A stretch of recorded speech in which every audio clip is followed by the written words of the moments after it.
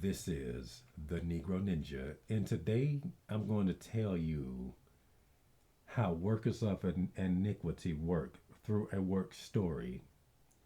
All right, there was this bitch that was on a leave of absence. Okay, when I first get there, I hear them talking about her and speculating whether or not she's coming back. I said, oh, yeah, she might just be back just later or whatever. She's probably doing something. And the supervisor was like, yeah, but we're cool and she's been ignoring me. I don't think she's coming back. I'm like, I think she might, though. She was probably thinking about it or whatever. Yeah, but we were close and she's ignoring me. I was like, well, fuck it. She probably ain't coming back then. Okay. So, and she was like, yeah, I like all the people that I hire, but I really like her. Yeah, but she just been ignoring me. And this, yeah, I'm like, okay, yeah, yeah, okay. So, a few days ago, I think about last week, might yeah, it was last week, because she works fast. All right, she just gets back, and I just, I'm like, hold up, who is this chick? I ain't never seen her before.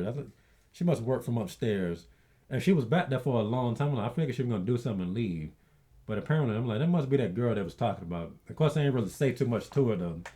I walk in, I say, hey to everybody, and she has dreadlocks, so I'm immediately put off. But I wasn't being rude, and then I just, I was just kind of, just really wasn't really engaging her. She's a black chick. She's not pretty or anything. She's kind of like a plain Jane. Okay, but she has like the dreads. That's the typical classical dreads. That's it's like clay, and it's all lumpy and shit. It's not exactly as dusty as some other dreads that I always talk about, but it still don't really look all clean or whatever. It look like a carpet or whatever. It's weird. Or like, y'all know that '90s clay shit. It look like the combination of clay and the carpet. I don't know what the hell I'm talking about, but I don't feel like looking it up. But you know what I'm talking about. Okay, but and I just go in or whatever and say hey to everybody. Then I sit down. Now the desk is set up like I'm sitting right here, and then there's somebody sitting right here, and there's somebody sitting on the side right here. Okay, he usually chooses to line up with me for some reason. That's the guy who I'm always complaining about being incompetent. Okay, and the old lady sit in front of me. So the desk is set up to where there's a desk right here, and there's a desk. They both facing this way, and then that one is on the side. And then I didn't really think about this one being a double desk until the chick came in and went to the drawer. I was aware of that drawer, but I never thought about this being two desks put together. Hmm. Okay, because when I got in there, she already have stuff on there. I'm like, oh, I can already see there's gonna be a problem, and I can already tell because of how frequently she be at the desk. When she does not even work in the same room that I work in, she just worked in the room beside it. I got to go through that room to get to the room that I'm at anyway. She spent most of her time in there. Okay. And then, she eventually makes her way back in because somebody who comes to finish off what she's doing gets in. And then she starts basically talking to me a little bit about the work. And she seems cool, basically telling me what mistake I made and how to do it better. Okay. And I'm just thinking, she seems very well spoken. She's a military, brat. And she seems disciplined. That's how she'll talk to you. She'll just tell you stuff simple. I'm like, damn, you explain. I didn't say it, but I was thinking it. I'm like, damn, she explains shit way better than the people that was training me. Why couldn't they just tell me something this simple?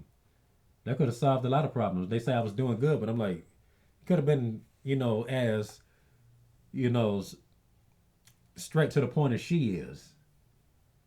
Okay, then we have a meeting later, and the day before that, everybody talking their shit or whatever. Okay, and when it comes time to do the meeting, they just kind of show that they have no backbone or whatever. All right, so the meeting takes a long time, and everybody has to go to lunch a little later than what they used to. So I go immediately after that. Okay, and I eat in a break room because nobody's in there. And usually, when somebody come in there, they don't usually eat because they see one person in there with their mask off, and they'll just leave. However, she came in there and started talking to me. I was like, I didn't expect that. They usually don't do that. And she was like, hey, and then she started talking about the meeting, basically saying how it was a disaster. And she was like, yeah, I can tell this dude reads the 48 Laws of Power, and he plays chess. Everything you say, he kind of has something to make you think about what you're saying or whatever. I say, yeah. And then, she's basically talking about how the company don't really do nothing for us and all this type of stuff. They don't give us snacks and all this type of stuff. I'm like, yeah, they don't. So how you like it here? I said, actually, it's straight. It's just, it's just the site that we working for that could be doing this better though. But this is pretty laid back. And she was like, and then she was asking me what I thought about the supervisor or whatever. I'm like, this bitch here trying to gather intel. Okay, now the way this is her demeanor. Okay, even if she didn't have the dreadlocks, her demeanor is like this, saying if we're not interacting, she just over there mind her own business. She looking like this. However, when somebody addresses her, well, particularly me, I don't pay her attention to nobody else. But whenever I'm addressing her or whatever, when she's engaging me or something, it turns from that to, that's how she is. So she's in there with this expression the whole time. I said, yeah. I said, in the company where I came from, the break room made the executive room here look dusty. They did them way better over there. She was like, and what was that again? What was the last three letters of it? She up there like this. What was the last three letters? That's just how she looked. Every freaking interaction. Okay, whenever she's interacting, that's how she looks. It's always something. Yeah, the supervisor is cool. She's not stressful or anything. That's why I like working for her and this, that, and this. I said, oh, that's why I'm here. We did that video call, and she seemed like a cool person. I knew I was gonna like it, so I just said, I'll do it. So after that, she leaves a little after that or whatever. She didn't stay the full hour in the break room. She just left. She was just like, and then she just walked out. Okay, now after I'm done with my lunch, I get back. Okay, and you can immediately tell when somebody has been talking about something, or particularly about you, just based off of how the energy is. They're trying to act all quiet. And for the most part, they usually do be quiet a lot of times until she got there. Okay, so I come in the door and I'm like, yeah, I'm pretty sure they're just talking about me. Because the supervisor, she always liked me or whatever, which is why she hired me. And she basically tell me that she's fond of the people that she hires, but I'm especially fond of this chick that you're talking about in your video, Negro Ninja.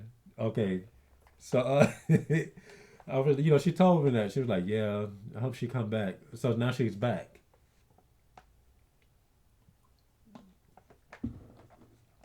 Okay, now she's back.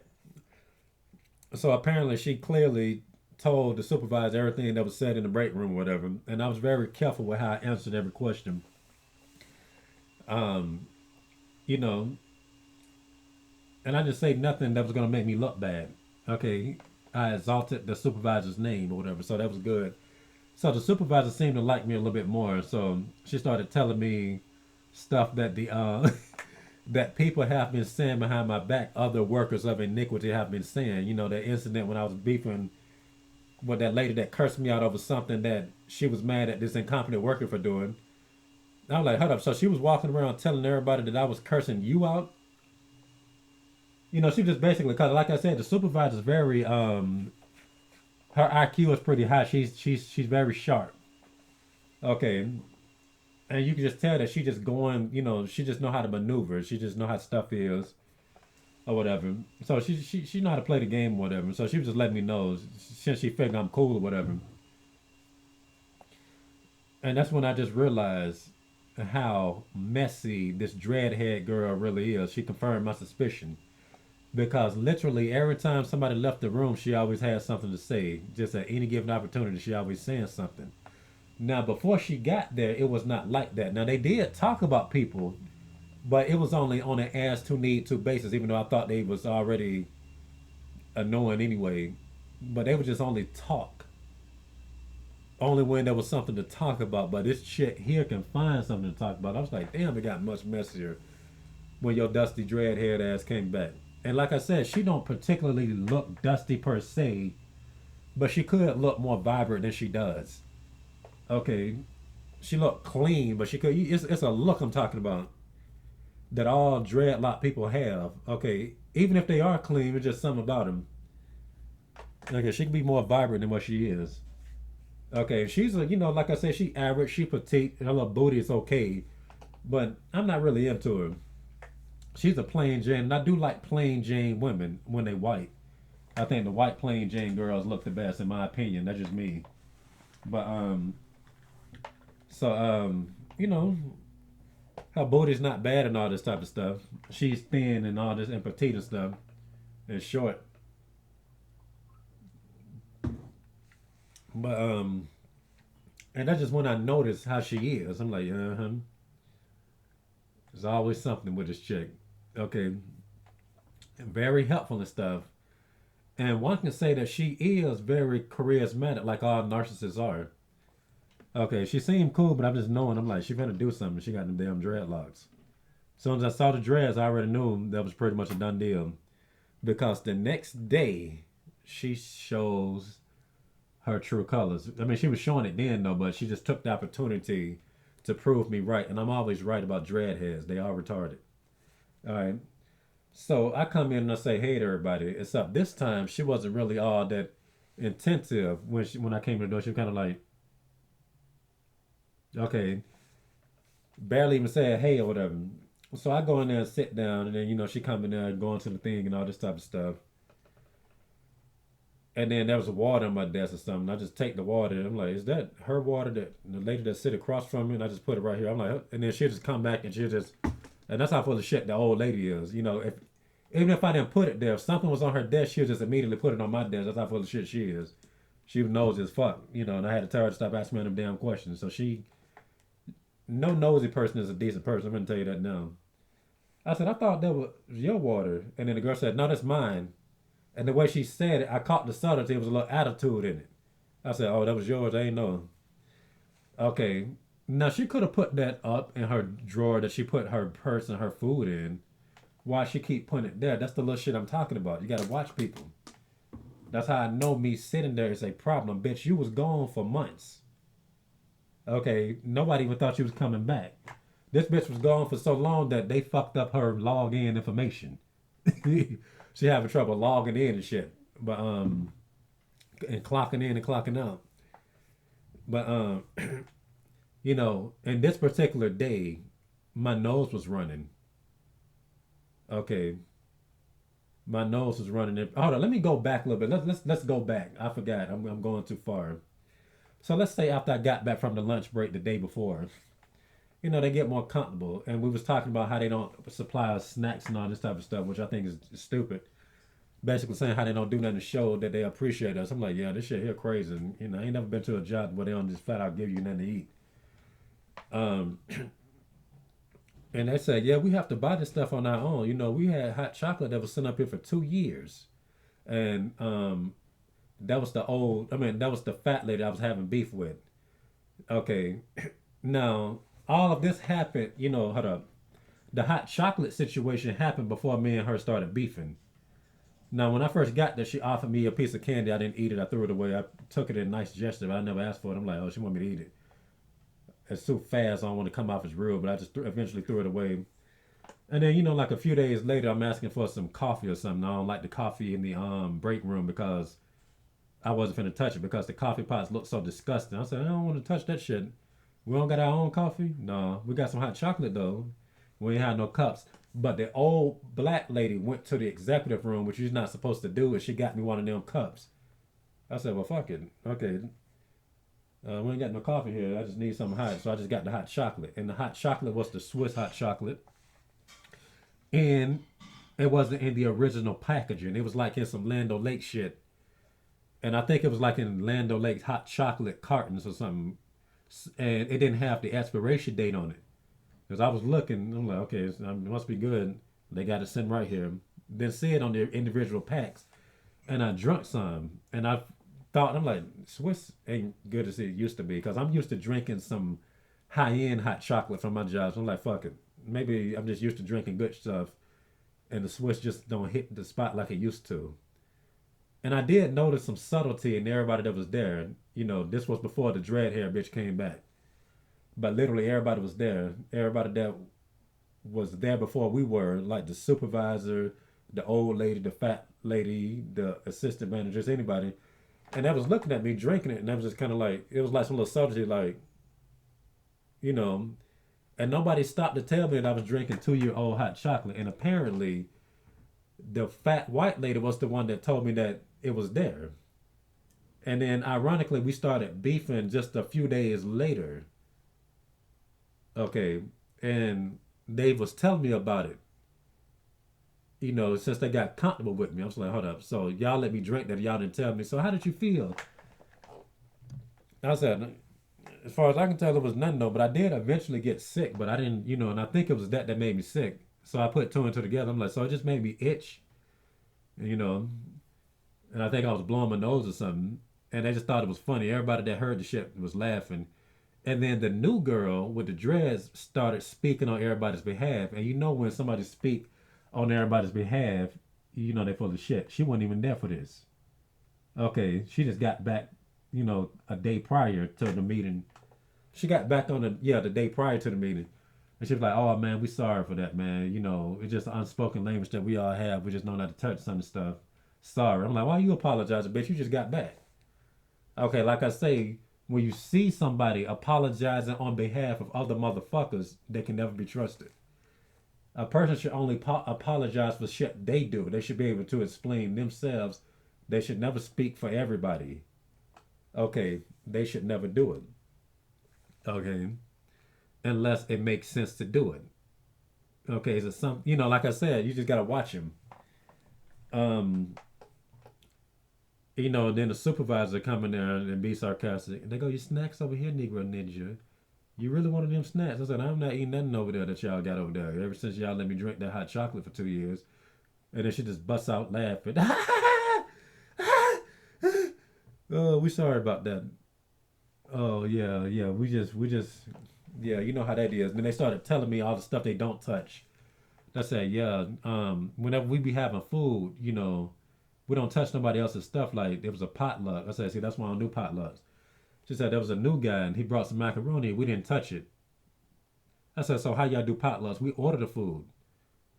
Okay, then there was somebody that brought us some brownies from upstairs. We don't know her, and she gave it to us because nobody else was touching it. Okay, so we let it sit here for 2 weeks collecting dust. Okay, and I was like, let me just throw this shit away. Y'all should throw this shit away. Okay, and that's just how they are. I'm like, okay, so they are pretty predatory when you really start to think about it. Okay, and that's the reason why they don't eat other people's food because they know that they can't be trusted. Okay, is what I got from that. So continuing where I left off for the next day, I come in there and I'm blowing my nose and all this type of stuff, and I'm blowing it quite a bit, and it's kind of annoying me. And it was going slow, so there was really shit, nothing to do. Okay, so there was only me, the incompetent dude, the fat lady that I had beef with at first, and the dreadhead girl that came back from a leave of absence. Okay, and I'm just blowing my nose, and I know they looking at me because they look at every single thing I do, which is how I know they knew what the hell was happening when I drank the hot chocolate. Let's say this how much they be on you. They be on you like this, so we all be at work like this. And if I just do something as simple as do my mask like this, they looking. I just okay. If I do like this, so then if I do like this, they just watch. They see if my lips touch the bottle, how much water I drink. They watch everything I do. I remember one time I was doing some papers or whatever, and the old lady that's sitting in front of me catching everything I do, and she thought I was gonna make a mistake, so she can go back and tell. And I know what I was doing. I set the paper down in a specific way so I wouldn't forget the order. But she was watching me. I'm like, damn, I put it. I put it here. She looking. I pick it up. She looking. She not looking at this new dude. You mean not at the dude that started with me that's incompetent. She ain't looking at shit he do. He fuck up the most. But she just on me like,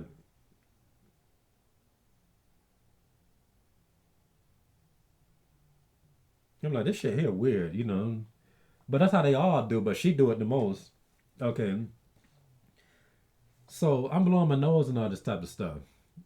Okay, and I just noticed that people starting to look or whatever. But I've been doing that anyway because this always happens during cold weather, whether it's winter, falls, sometimes even spring, sometimes even summer. But summer I be mostly sneezing. I got allergies and shit. But I noticed that they looking and stuff. Okay, then we was in there by ourselves or whatever, and I asked the fat lady if we had like a first aid cabinet. She said, "Well, there's band-aids in there. If you need something like Tylenol, you got to bring that yourself." Okay, now as I asked this question, the bitch with the dreadlocks do like this. She look at me. She over there with her back turned on the computer. She just do like this, like looking at me like, you know, since they're not giving us snacks, that they're not gonna have that, you know. But I'm like, bitch, this ain't your business. And first of all, how do we know if they wouldn't have something like that? As far as I can tell, I just figured since my old jobs did it, I figured that's something that that would be in first aid kits anyway. Okay, so I just asked because I ain't feel like going to the store and then so she's like, yeah, you got to bring that yourself. Now that would have been cool, and if it was just us before the bitch got back, that just would have died down. But I already know this bitch talking about that when I left the room to go and blow my nose. That's just how she is. She always look for the opportunity to talk about something. Busybody. Okay. And there's a reason why I'm telling y'all all this shit because y'all gonna get a kick out of this here. Okay. Workers of iniquity is not to be taken lightly. Okay. So I just get back and I'm just leaving back and forth to go to the bathroom. And I was blowing my nose in there, but I just figured it'd be, I ain't trying to really have everybody hear it too much. Okay, then the supervisor finally get back in after what she was doing, and I'm blowing my nose or whatever. Okay, because they watch everything I do, and I'm like, I don't want her thinking I got corona. I said, hey, some good cold medication, and then everybody just say Mucinex because they nosy. Then that's when the dreadhead bitch took the opportunity to say, "You're sick." Okay, and she said, like, she acting all cool and stuff at first, talking polite and all this type of stuff. But when the supervisor get back, "You sick?" with the tone of, "Don't come to work sick." Now me around, that's why you sick. She was acting completely different prior to that. And that was her opportunity to strike. That's how much of a bitch she is. So as soon as she said this, the supervisor said, "You ain't sick, is you? You don't got a fever, do you? You don't got your throat don't hurt, do you? You're not whatever she said. This is basically the symptoms of COVID. What's your temperature?" I said it was 97.5. She said, "Oh," and then she kind of back then. 97 point. Oh, she said, "Okay, yeah, you good." Okay, and everything would have been smooth if it was just a regular situation without that bitch being here. Okay, and the nose is just really getting on my nerve with the running. Okay, and like I said, they look at everything I do. The supervisor see me grab my hat or whatever, and she just figure, oh, he about to go somewhere. Okay, and I just go to my car or whatever. Okay, then I just get some Benadryl. Okay, and then I come back and I see the fat lady walking the hallway. Okay, and I hold the door for her. She just noticed that I'm not walking back from the bathroom and I come back from the elevator. And I can already tell that there's going to be something from that too, just weird, but I don't think nobody take that one seriously. I'm like, did she just send this bitch out here to see what I was doing? I don't like shit like that. Okay, and then I get back in. She say, "Hey, I got to send you home." Yeah, it's better safe than sorry. It's company protocol. I got to send you home when showing stuff like that. I said, "Are you kidding me? What about that time y'all let me drink that hot chocolate?" And that made me sick. I was like, "I was sick before and didn't tell y'all nothing. Then shit happened to nobody." But that's a different thing. So I'm like, okay. And like I said, I'm just hold off on that one though. But they're not gonna slide with that one. That shit pissed me off. I said, so y'all, it's okay if I'm just sick from drinking some shit that y'all could have told me was old or whatever. I said, I remember, I sent her a text message when I got sick. I said, I noticed that I've been really itching since this particular time on this particular date or whatever. She said, "Oh, you're okay?" And, this was when it happened, and they just wait a couple of weeks to tell me that I drank some old hot chocolate. But that's different, Negro Ninja. That's different. Yeah, we got to send you home, man. We got it's better safe than sorry. And nobody else was really stressing it. Okay, because it was another dude that came back because he was on a different site. He's like, "Oh man, you can do a self COVID test. Just go to this website and answer these questions. You probably don't even have to do it." Because he was thinking that it was stupid too. He was just speaking subtly. But the supervisor didn't care about that. She wanted the COVID test, and that's a hassle. Okay, that's a hassle. So I just basically get my shit and leave. I'm like, all right, man, y'all full of shit for that. I said, this, I'm hot off of this right here. I don't appreciate that. Y'all let me drink that shit, and then I'm blowing my nose. Y'all want to act all scared and shit. I'm sorry, man. So I get my shit and leave. And then, of course, I texted her and all this type of this shit. Okay, I said the Benadryl made me feel better. I'm not even blowing my nose. Yeah, but it's company. I'm really sorry. It's company protocol. And I get home. I look for places to get tested for COVID, and that shit that was tough. All the shit booked out. And then I was like, "Do you have insurance?" I'm like, "I just got this job. I ain't got no damn insurance." Yeah, it just depends on how much the insurance is, how much it costs. It goes from 75 to 2,000 and something dollars. I was like, "Ain't that a bitch? This is some bitch ass shit right here." Okay, then I eventually find a place to get tested. Okay, and I go to the thing. There's this suspect dude that comes to the car. I'm like, "Why I gotta be the suspect nigga?" He was black. Okay, and I'm coming down there, and I roll the window down. He was like, "Hey, what's up? I need to get this COVID test done. Could you roll the window up halfway, please?" He acting all apprehensive and scared and stuff. And then, did you sign up and all this type of stuff? Okay, just acting scared. Then when it comes time for him to give me the test, I have to roll the window down. And then he just handing it to me with some little thing like this, like it's a little pointy stick, kind of remind me of the selfie stick. It just he go. So I roll the window down just to grab it all the way or whatever. And they tell you how to take the test. You put it up your nose and you go this far and that right there, and you wiggle it like this. So I'm like, and then I just start sneezing and coughing all over the place. I'm like, oh. I'm like, dang, this shit here worse than a shot. Okay, that shit fucked me up. Like, cause as soon as it hit this right here, it made my eyes just tear. I'm like, dang, it just pushed all the water out. I said, dang, I'm sitting up here. I said, oh, my bad, because I sneezed and coughed on the nigga while he was right there. Now, the funny thing is, we acting all apprehensive when I drive up. Then he give me the test, he all close and shit. Okay, didn't even care that he got sneezed and coughed at, just right there. I'm like, he's like, oh, it's okay. Okay, that goes to show you how people's minds work right there. None of this stuff making any sense. You scared when I drive up. Oh, but you sneezed and coughed in my direction. Don't worry about it, man. You good. Because he knew why I was sneezing and coughing.